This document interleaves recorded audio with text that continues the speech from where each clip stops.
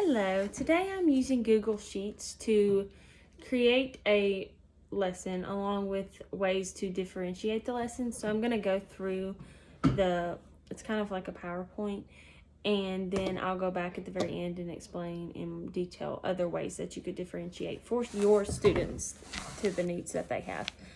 So first, I included the standard, which is just to analyze how physical environment shaped the development of river valley civilization and classical period empires between 3500 BCE and 600 CE. My objective is, given information about classical period empires, the 6th grade student will justify advantages and disadvantages of the physical environment, scoring 3 out of 4 on an exit list. So pretty much we're focusing on the geography of ancient Rome today.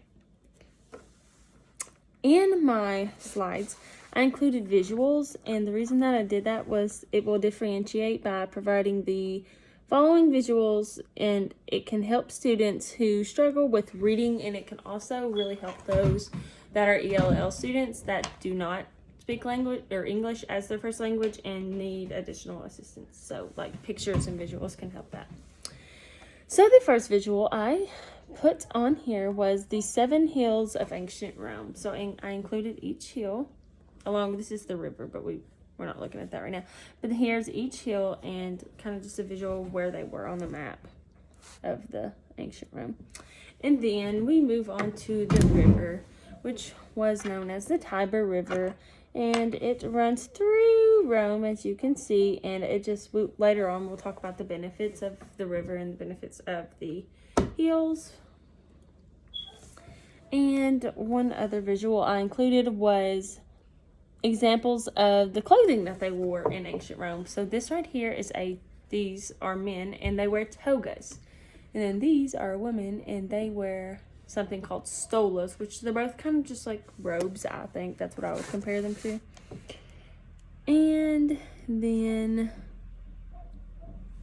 right here, I have included a video, just a little interactive video, which I'll play part of it for the students to watch. I'll just play part of it because it's kind of long.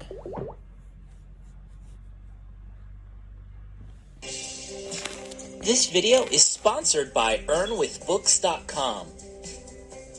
It's a place where parents and teachers can earn money sharing books with their community. You can earn going to keep things fun so that you don't get bored. See, Rome was formed in the 8th century BC. That was a long time ago, really, really long time ago. Rome is a very old city. So that video kind of just talks about the geography of Rome and how it was ancient. And then below, I have included a diagram that I made, which I'm not so sure that you can read it, but I'll read it for you. It says the geography, or the benefits of the geography. So the geography of ancient Rome, I put one benefit was the river, and that it provided irrigation for crops, and it helped provide trade opportunities. And then another benefit I put was the 7 hills that were located in ancient Rome. I put that it provided protection from attacks, and it allowed them to see what is coming from a bird's eye view, because they would be sitting on top of the mountain, so they could see if there were any attackers or enemies coming towards their area. And then I wanted to show y'all, I'm going to move seats really quick. I wanted to show you a few other ways you can differentiate using this website. Let me make sure you can see. Okay, my favorite one that I saw, well, this was probably my favorite. You can include an audio clip, so I just made this quick little clip, kind of summing up what we had learned for the day if I were to use this in a lesson. About the physical environments of ancient Rome. One last time, let's go over those characteristics that we discussed today. I want you to think about one important part of geography of ancient Rome.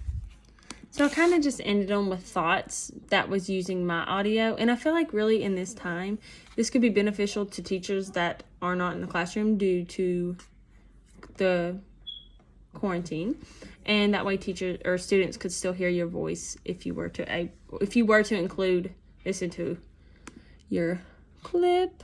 Let me pull this up larger. And one of my favorite tools was the accessibility settings. So there are ways that you can use Google Slides to turn on a screen reader support, which it says it's required for Braille support. So you can turn on Braille support, and you can turn on a collaborator announcement, which doesn't necessarily help the students, but it will help you. And then you can also turn on a screen magnifier, which will help with third-party people that are trying to view it. And then there's a variety of, there's where you can insert the audio. And then there was something else I wanted to show you.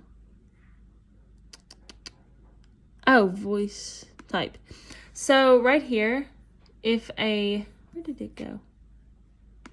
If a student wants to type their notes into this little box down here, they click Command Shift S and